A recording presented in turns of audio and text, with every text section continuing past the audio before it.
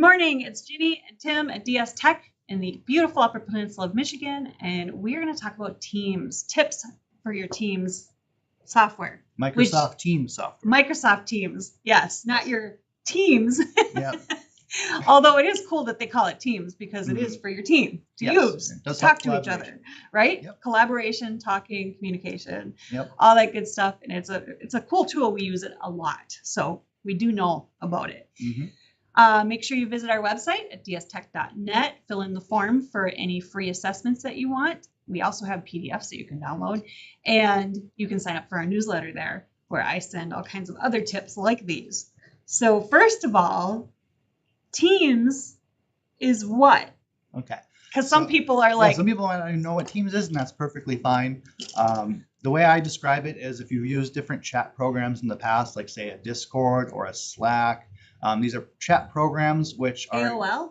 AOL is a little bit before that. Same thing like ICQ. That's a little predating this type of chat. Because this is more about having like a chat with organization and structure in it, not just like a one-on-one chat with people, which you can still do too. So it's similar to those programs. Usually you will get it automatically if you're buying an M365 subscription, or you might have a little purple thing pop up on your computer screen and you just exit out every day because you don't utilize it maybe. That's where I see a lot of companies, they'll have M365 for their Office, Word, Excel, Outlook, all that kind of stuff, but they're not even using Teams. And they have it, it's right there, they just haven't taken the time to configure, set it up, and utilize it. So this is hopefully will kind of maybe encourage you to look up some of the features, how you can use it within your business, and maybe streamline some of the communication processes that you do have. I use it a lot every day. Every day, yep. I use it more than email. It's quicker to go back and forth, all that kind of stuff. So basically how it's organized is when you log into the application, on the left-hand side, there's just like a navigation. So you can have what they call it, a team as the top level. So you can have like an internal team, a remote team. Think of the team as your big categories. And then underneath your team, you could have a subcategory. They call those channels. So for example, at DS Tech, we have an internal team. So that's the biggest, one we have. And then separate channels for that, we have just a general anything goes chat. But then we have like a receiving channel. So anytime someone gets something from UPS, FedEx, we post what was received in the receiving channel. So techs, when they're in the field waiting on stuff, they can just look at that and see if their equipment's coming in.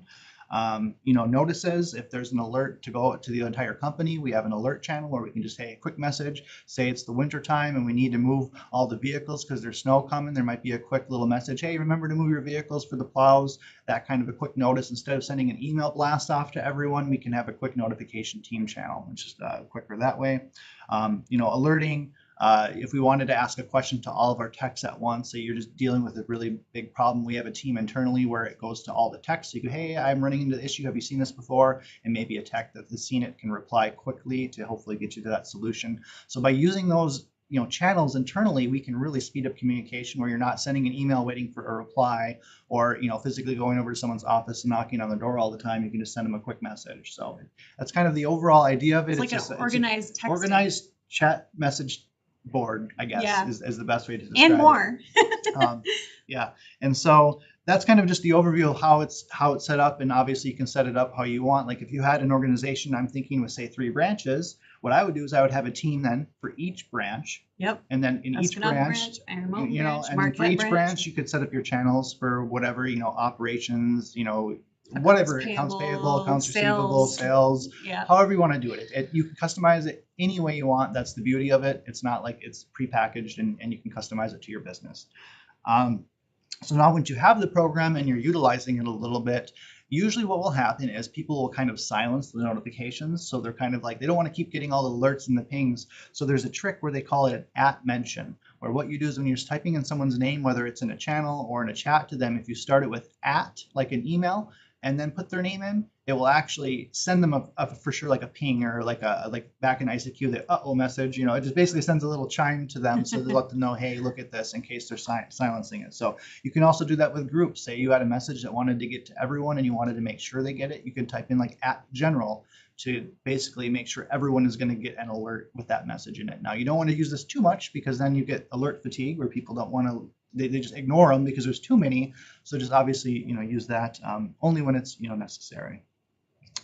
Learning shortcuts with anything is going to make it a little bit more improvements and more efficient. So with Teams is a quick one that I use when you're doing meetings and you're talking kind of like in the Zoom meeting style. If you hit spacebar, that will mute and unmute yourself very easily. Instead of trying to find the little mute button in the top and click or it on my or cable. On your cable, you just can hit space and to do it quickly, as long as that's the highlighted window. Because if you're in another window working and you hit space, it's not going to do anything. So you got to make sure the window's highlighted. It's really good for like quick video chats internally with text. At least how we use it is, normally you have your standard like Zoom meetings and things like that. You kind of have to set them up. But within Teams itself, if you chat with someone, hey, you free for a quick video call? And they just say yes, you just hit this button in the corner and it instantly will do a video call with them. And then now it's the same as a Zoom meeting. You can just talk. You can share your video if you want, or you can share your screen. You can share files. It just makes it very easily. If I want to explain to another tech how to do something real quick, they ask me a question, and if it's something that I can just show them, it'd be much more efficient than trying to type out all the steps. I'll be like, hey, you free for a quick call? I'll do a quick call with them, and I'll be like, I'll share my screen, but here's how I do it. And then they can even record that and then reference it later if they wanted to. We actually use that for our sales meetings now, instead of coming to the conference room, because then he doesn't have to set up the projector or the TV to show all the stuff.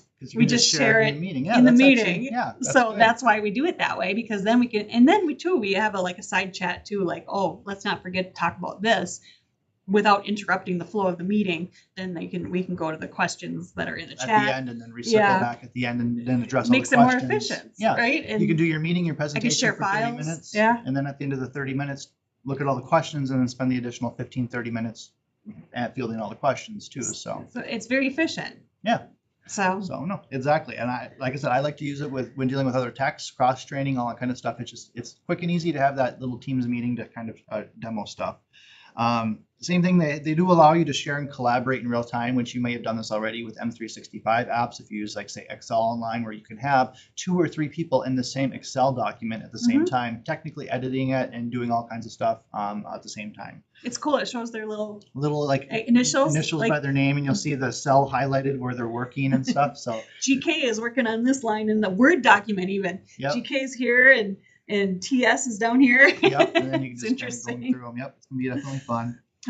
They do offer integrations with this app too. So if you use like Salesforce, Trello, I haven't personally used the integrations, so I don't know how well exactly they work, but I know you can have things integrate with it automatically, and it can kind of just help that flow be in like under one area too. It integrates with your Outlook calendar, you know that too? Yeah, like if you're doing a Teams meeting, I'll go into Teams, they have a calendar just like an Outlook. I can right click a cell, new meeting, put in the emails, set it up like a normal meeting, but now it automatically just does the Teams meeting to them, and then they get an invite where in my calendar it says join the meeting. Yep, so and they don't even need to have Teams, because if they don't have Teams installed, it'll do the web version for them too. So it's kind of like Zoom, it'll work even if they don't have the app. I didn't know that part. Yep. That's cool. So cool. Yeah, and so I already talked about kinds of replacing like the Zoom, feature for your standard meetings. You can just use Teams instead of Zoom for that kind of stuff. But and then really customizing the notifications so you're only alerted on the teams and channels that you want. So that's also, and you can also pin channels in Teams. So the biggest thing when you first get it and you start building out all these channels and things like that, you're going to start getting a lot of like alerts and noises, so that it's very common. Someone's like, just silence it all. I don't want to hear anything anymore. Well, once you do that, you still want to go through and turn on the alerts on the channels that you care about within your organization, so you're still getting alerted on them. So customize those notifications. And then if you're chatting with someone and it's someone you chat with frequently, you can actually pin their chat to the top of the list. So whenever you go into your chats, you can have it's like bookmarks. You can have the top 10, 15 favorite chats all pinned to the top. So that way it's easier to reference again in the future. You're not digging through all who I chatted them before. So being able to pin this stuff really helps. I like that one, because for our tech tips that we're sharing with you, that's a chat. It's not a channel. It's a chat. So I have it pinned so that I don't have to search for a conversation. It's right there. And it's very easy to, speaking of chats, that kind of made me think of to do like group chats or one-on-one chats very easily for collaboration. It really works well, because within your normal chat messenger, you may just message one person here, one person there. But what if you wanted to message 2 or 3 people at the same time? It's very easy to message just all 3 people, and then it goes to all of them, and now you're in a group chat basically, or group text. So and I can add people. And then you could add people into it, and you could share the past message history if you wanted to or not. There's all kinds of different little customizations. Because sometimes I'll be in a chat with like Linda and Josh, for example, and I'm like, oh, this is a question for Tim, and I'll bring him in and say, and make sure he sees the question, because he knows the answer, right? So Yep. yeah, it's very cool. Yep. And once you start using it more, you'll realize you start using Teams more often than just sending email messages back and forth, where you used to maybe use email for quick messages or things like that. And then the nice thing with Teams is it's all still there and it's searchable. So if you searched into a chat with someone for a keyword, it'll search all the chat history you've ever had with that person and find that keyword. So you're trying, just like your email. Mm-hmm. So when you search your email for an old past email, you're trying to dig it up. You can do the same thing now with Teams. So when you're doing your chats and all the channels and all that stuff, it's all there. So if you're like, crap, what was that fix for the problem we did like 6 months ago? I remember so-and-so posted it. You can just type it in and it'll search, filter it out, and you can find that very easily. So that's a huge tip too. Yeah, I do a lot of searching, because sometimes the conversations aren't all in the ticket. And I'll be like, what did we say about that? And I have to go find it. Yep. I just search the customer name and so usually having that, I guess you'd say audit trail, everything's written down. It's not like I just stopped by your office and we talked at the door for a few minutes and you might forget that because it's not officially written down anywhere. I like having that. It's all in writing somewhere so we can reference it later and just have it for that's me. If you come to my desk and talk to me, I might forget, even if I write it down. But but if you send me a Teams message, it'll be there forever. So yes. You can also just an extra little tip, you can send chats to your email. Okay. I don't know if you'd ever find that useful. I have in the past when I wanted to just like leave yourself a note or add something to my calendar. I don't know that I do that with tasks too. So, but I have done it. I don't know if that's helpful to anybody. Yeah. Just thought of it. And so if you have Teams and you're not utilizing it and you have it in your company, obviously reach out to us. We can have a conversation and we can help you configure it and set it up so that way your team members can start using it and kind of reaping some of the benefits of it. Because like I said, a lot of people had Word, Excel, and Outlook, the standard Office programs, and then when they went to the M365, they might have Teams as part of like their package bundle and they might not be using it. So just if you have it and you're not using it, I encourage you to start using it if you want to. So it'll definitely help with your communication with your team. A little bit of setup at the beginning, but once you get it going and rolling, it definitely is efficient. And a little learning curve, right? Yep. There always is. Yep. That's the business we're in. So yes. So use your Teams and all these tips. Write them down. Use them. Yep. And make sure you go to our website, dstech.net. And fill out a form if you want a free assessment, or if you have questions about Teams and want some help setting it up, you can certainly fill out the form for that too. We also have a newsletter where I share articles with tips like this. So make sure you get on there too. Make it a great day. We'll see you next time.